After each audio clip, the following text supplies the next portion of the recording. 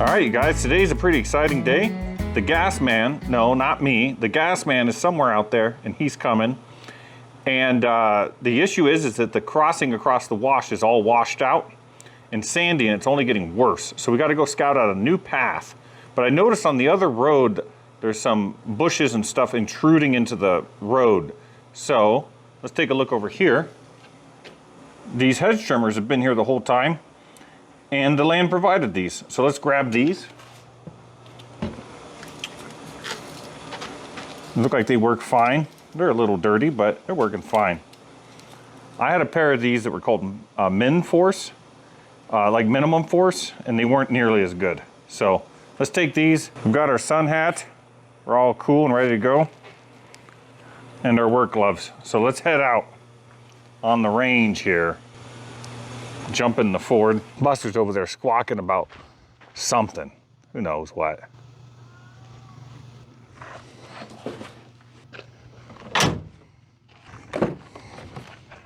We've got to put our seatbelt on. These modern vehicles are not impressed by not wearing seatbelts at all. They just go nuts the whole time. These keys, I wonder if when guys get the ones with the push buttons, if they miss this, you know?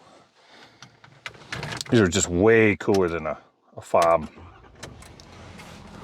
Because you get that flippy knife experience without, you know, without getting cut. We're in off-road, but let's turn off our axle lock so we can actually turn. Careful we don't back over our carpet pile. Take our circle drive.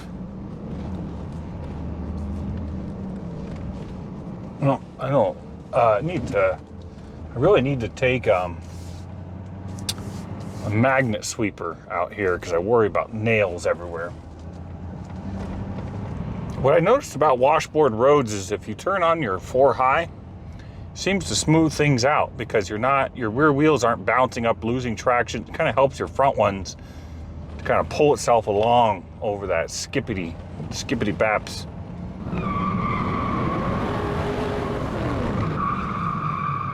I forgot my sunglasses, but thankfully the wife has left hers up here, and she's got a big head too, so oh, that works out great. It doesn't, now, you know, you guys are gonna go, oh, why are you wearing those, you know, little cat eyes? It doesn't matter, dude, I'm married. What's the difference? All right.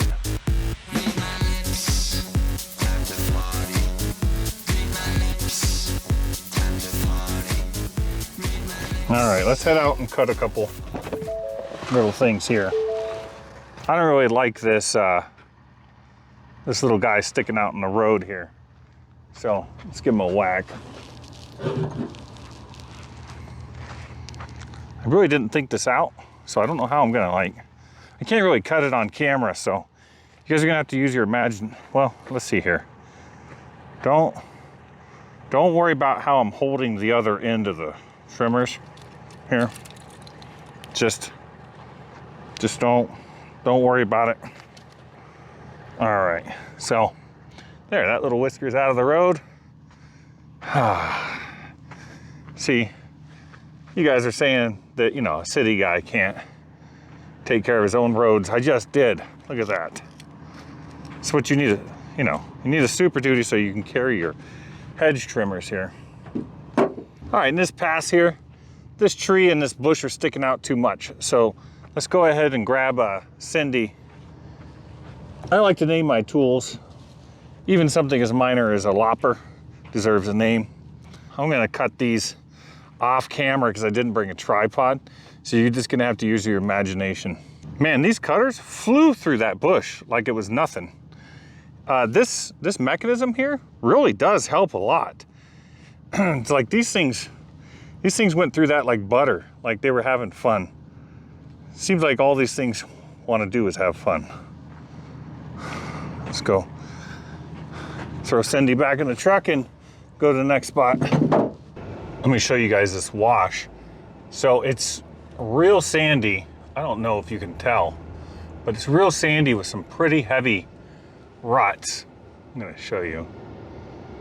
Those ruts they're not showing up on camera, but trust me, between the peak there to the rut in the middle is a foot or better. And it's real soft and sandy. And it's not a big deal for the Super Duty, but the gas truck, they're usually, you know, two-wheel drive dualies, and they don't have as good of a time with it. So let's go back across. Yeah, so this is sandy, dude. This is straight up sandy. This is nuts, actually. So what we're gonna have to do is, so let's go back across the wash here and see if we can find a better way. Okay, here's the other road. Wonder if we could just go straight across there, or if we'd get miserably stuck. Feels sort of soft, but not that. Oh, it feels pretty soft. Straight up sand. It's doing it though. All right, so we'll take this road back. Here's the other road there. Yeah, I mean, it is like a foot of sand on either bank going up that, you know, or better. Yeah, I mean, this is for the two-wheel drive truck, this would be a problem, especially going up the hills. Going down is one thing, but going up them,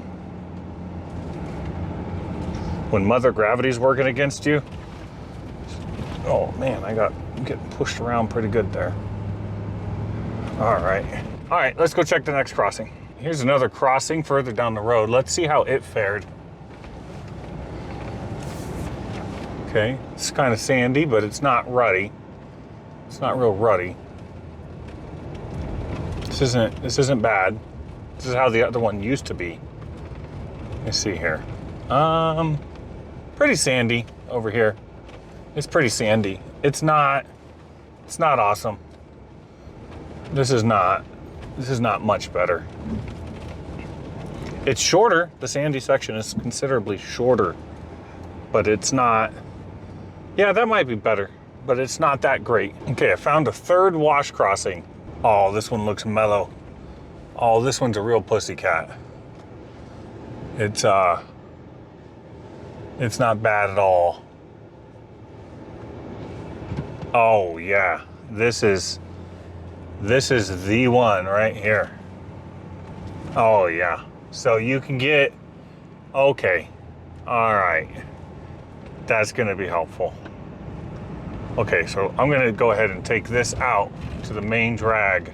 I found another one that's a non-issue. This is number 4. Okay, so we've got ways across the wash.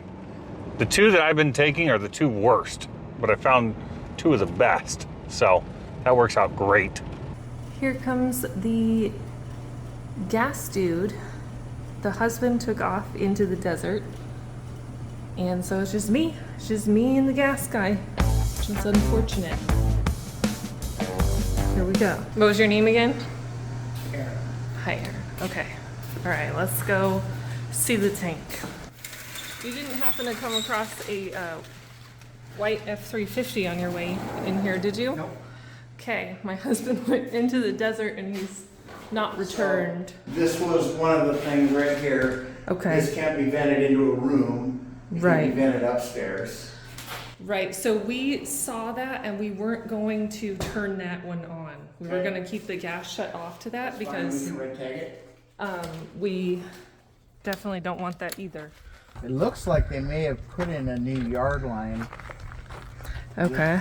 I believe this line, oh no, that's going that way. So, I think when I came out the first time and I tried to hook it up, it didn't pass the leak test. Oh.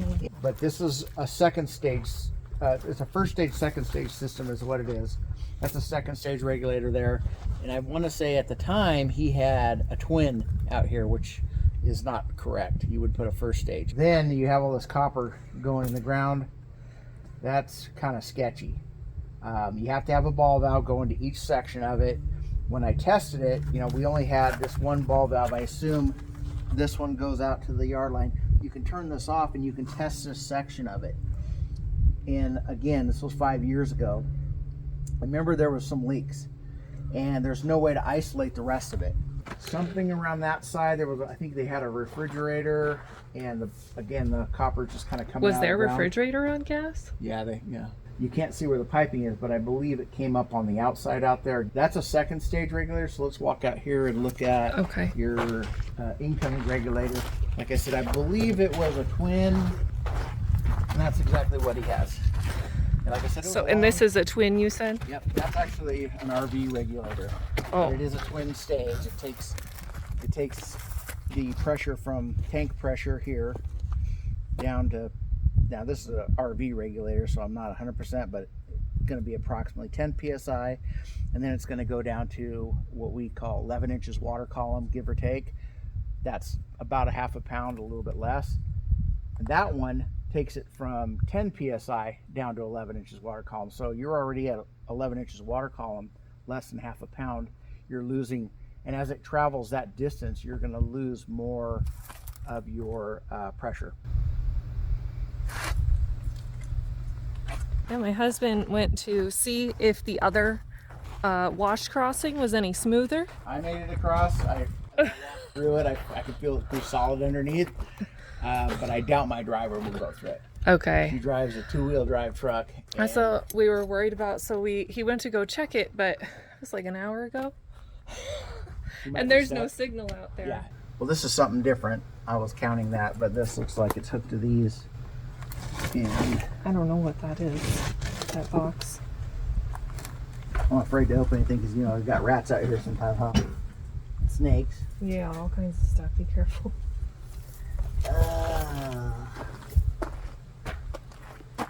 So that's pretty sketchy right there.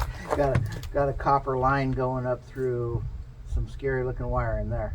And it looks like this must be a solar. Yeah. Yeah. Because they got power coming in right here. I mean, there's just so many things wrong with this, it's not even funny. Don't touch anything in that box. Yeah. So technically, I mean, we don't have any ball valves.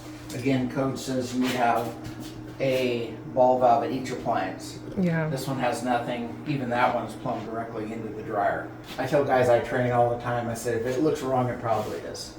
Okay. But Okay. at least it has a chimney on it. I see a lot of them, no chimney inside the building.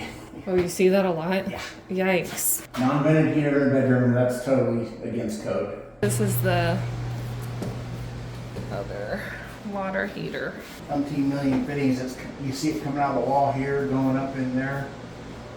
You just don't really know what you have going on, but at least it's got a chimney, but it should be going outside, not into that other room. You could go straight up with it if you wanted. Whoa. Okay. Pull that off and keep it in the head. Yeah, at least it's got a ball valve on it. So what that is, that's a quick disconnect for a barbecue. Is this the original barbecue? I'm not sure. It was here when we bought the place. Came with the house. I mean, that's what that is. It's a quick disconnect. It's all full of dirt and stuff. Normally, What's this other one? This squiggly one? probably had a way to connect it to that, is my guess. Okay. I mean, Ah. and I see there's a hole in the wall there, and they plugged something on. There's a couple holes. Okay. Been plugged up. There's that hole. This hole. There's holes all over the place. That must be what that hole is. Yeah, because like I said, I thought there was a refrigerator in here and it was running on propane. It's got copper coming out of the wall right here. It does have a ball valve on it, and then it has copper directly attached to the stove. Normally you would have a flex line because again, you're going to be pulling this in and out. Well, look at that. Attack him as soon as he comes in. Did somebody shoot a bullet through your window? It doesn't go all the way through. So I'm thinking it was either a rock or a BB gun or something. Oh, it's on the outside. Yeah, it's double pane, so came that way. Look who decided to show up. Uh-oh.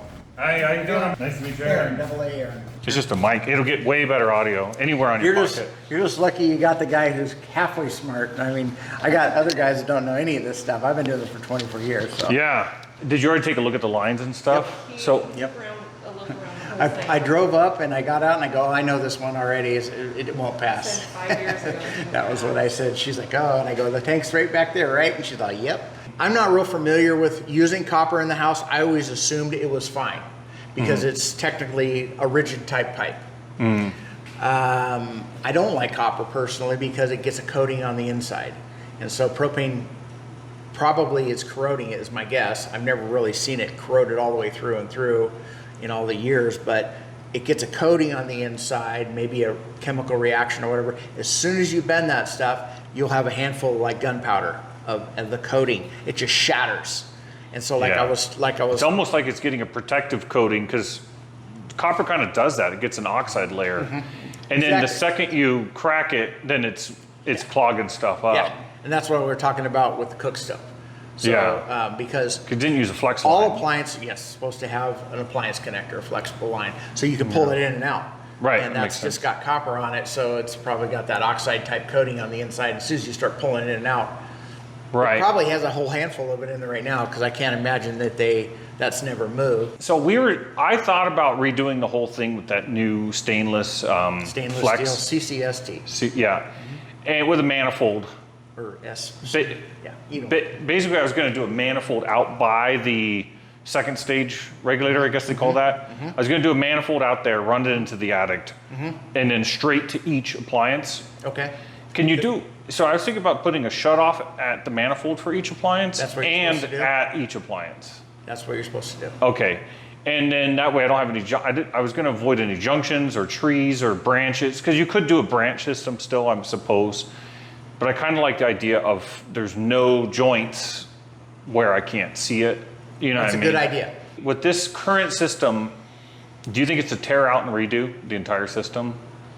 It looks weird to me, personally. Did I already say it? If it looks wrong, it probably is. Yeah. Yeah, I said it to her, but when I tell people all the time, if it looks wonky, if it's something doesn't look right, it probably isn't. Or that's. But here's my issue with it pretty too, small. is it's a small line, branch. So I'm guessing if the water heater comes on, the heater comes on, and the stove comes on, some of them are gonna be starving for gas, right? Normally, how you would do it is coming into that branch, you would have a larger pipe. Right. And then you would Trunk go down, down you each would time. go down to the smaller sizes as you're going to each appliance. We do pretty much 3 tests. We do a leak test, we do a flow, and a lockup. Okay. So the leak test obviously is self-explanatory. The flow is you turn on 100% of all the appliances on high, and you go to the farthest appliance with your Magna-Hella gauge or whatever meter you're checking the inches water column to see if that pipe can support it. That's what you're checking. Right. And then you adjust the regulator from there. So the other appliances, they're going to have a different pressure because they're closer Right. to the main source. And you're at the farthest end. All appliances are going to have their flow and lockup requirement. And it's usually a window. You know, they'll say something like 8 inches water column all the way up to 13. That's cook stoves, they don't really care. They just got holes, you turn them on, the flame comes out. Newer appliances, especially computer control, those are the ones that are gonna have the problem. If this was your house, would it be a rip out and reinstall? You wouldn't really want this, like, my point is, if this is what I can see, I'm worried about what I can't see. The electrical is the same way, right? Yeah, I'm worried about croaking in the middle of the night. This is a gut and replace. Here's what I'm seeing here is that there's not a frickin' union anywhere. Yeah. And I would like to be able to unscrew this head so I can blast that out. So what I was thinking about doing, you're gonna cut those. Yep. Right I'm gonna there. have to like cut one of these. Yep. This isn't buried deep enough, number one. If it's probably like that all the way over there. What are you talking about? Are you saying this isn't 12 inches right here? Where I can... No, but I would cut it right Scrape there the dirt because you can off? unbolt all that and you can just unscrew it. Is there anything electrical in that box? I don't know. So the regulator has a vent on it. It's, you know, it needs to be 5 feet from electrical, or you can vent it away. I don't know what the hell's going on in there, dude. It's some kind of plumbing and spiders. So let me guess. 3/4. It lets the gas in. It pressurizes it to 0.5 PSI about, right? Sun heats up the system. It can't backfeed it, so it just lets a little out right Yep. there. Back to 0.5 PSI. Exactly what it does. So it just farts a little, Yep. That's what it's supposed to do. probably a little bit every day. Yep. Okay. I've had gauges on there before and forcefully made them vent, and usually I'm measuring about 22 inches before it went with it venting. Do you like that we're still using things like British thermal units and then converting them to like furlongs and then we got 1/2-inch pipes, but then like sometimes you got, problem is this is like an unserviceable situation here with no union anywhere. Yeah. Some wiring right there too. I don't know if that's connected or just a chunk. You know what that's for? At least it's underground. It's that propane is heavy, right? Yep. And it starts to build up in an area. This will kind of ignite it before it becomes a problem. It's kind of what you want. Yeah, no, it's run here. It also needs to be a certain distance. It's either 3 or 5. I always go with 5. I think it might be 3 for the vent, for the door opening. So now that I have zero hopes, you've dashed all my hopes of service. What I'm going to do now is that now I can just start cutting into it. You know what I mean? So, and so I'm going to cut. You already knew you were going to do that. We can let this stream Yeah, you just wanted confirmation. Yeah, so I'm going to cut into, well, she wanted to, I told her, I said, like, let's just have tanks everywhere. And she was like, what? I'm going to cut this and then blast that out right away because I don't want water sitting. Yeah, because it's going to rust from the inside out, because I've seen them before where a little bit of water, now again, that would be a 10-pound regulator feeding this one, bringing it down to the 11 inches. I don't know what a 10-pound, I've only had it happen one time, but we were using what's called the twin stage, which is what's out there now. And it's trying to push a 1/2 pound through all that water. It won't go anywhere. It's just like there was no pressure coming out this end. Oh, because you can actually do the math on that. How many inches of water it would take before? Probably. Would you say 12 inches of water is 1 pound? Half a pound. 1/2 pound. 24 is a half. Right, pound. so in other words, once it pushed 12 inches of water here above ground level, it would even out, 12. and that would be that would be it. That's water column, right? I want to look at this again really quick. Well, you got a slab, so that's the other thing that's required. I don't know. And what's good about this Probably slab good too enough. is it's got an expansion crack here. Yeah. So that if the tank gets any longer in the sun, it'll be okay. But this this was just laying out here. Yeah. So I just had it. I put it on top because it was just. Yeah. And I thought that was now I'm not dissing the other company because like this place was vacant for years. But I mean, he could have thrown a courtesy cap on there. At least if I can't find a cap in, I use tape. At least a courtesy cork. You know what I do? I do the same thing you did, like this. If I have an old valve, I just screw an old valve onto it. Yeah, that's all I did was I saw this laying here and I stuck it here. That was the one that was there. But before I noticed it was like a month. Yeah, that was here when I came. And then obviously the other company came, put their own regulator on. When they took the tank, they always take the regulator. Oh, okay. That's why it was uncapped. He didn't put any tape or nothing just on it. Not even a courtesy stick or anything. And he's like, boil water in 22 seconds. I want it.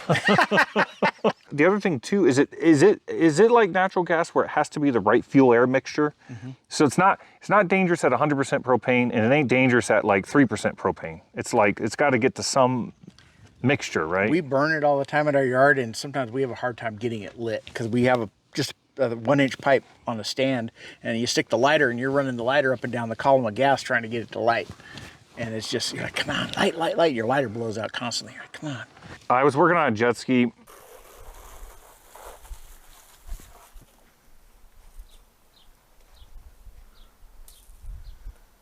gotta be careful of kinky hose.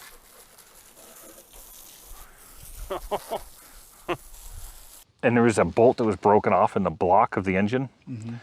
And I was trying to get it out, and I just working with a little nub, and I didn't want to make it any worse. Mm-hmm. I went down there with a torch, plumbing torch, and I heated it up. Mm-hmm. And then I took a can of computer duster and inverted it, cooled it, like froze it, right? Because computer duster upside down it's just 134A. It's just refrigerant. So upside down, it's real chilly. Now I'm going to freeze the hell out of the nub, and then I'm going to shock the block around it, and get it out, right? So I got my head in there, and my head was under an exhaust pipe, so it was kind of stuck in there. And I brought the torch in there, and the torch wouldn't light. I said, what the hell is going on? I'd emptied out a whole can of computer duster, right? Kind of see where this is going. And it wouldn't light, and it wouldn't light. And so I said, and I brought it out, lit immediately. I said, what the hell's going on? Stuck it in there, wouldn't light, took it out, lit it, started bringing it in, and my brain realized what was happening was I had filled up the entire hull of this jet ski with this computer duster. And right as I realized that, I watched the flame from the torch start to expand. But my head was under this thing. Man, I got blasted in the face. I jumped out of that jet ski. I'd blown up my head, and I jumped out of that jet ski, and I ran over because you think you're still on fire. Flash burn. Right.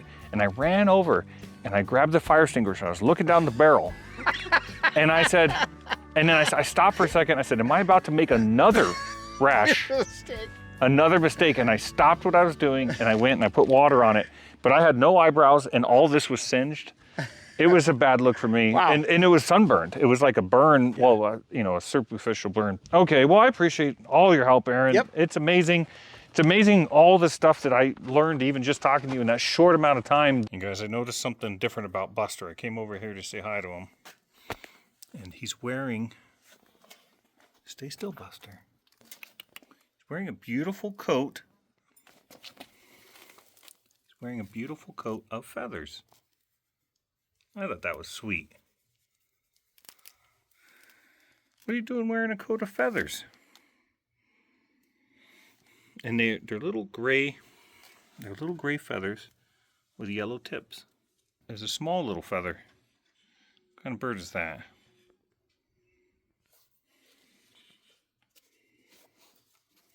What's been going on over here, Buster? You've been hanging out. You've been making friends with the birds? Been rocking out.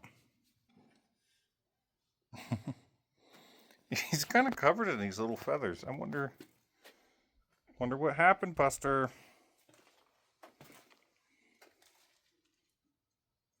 Man, there's a lot of rat droppings in here. Oh, there's some stainless gas hose right there. That's what you're supposed to be using.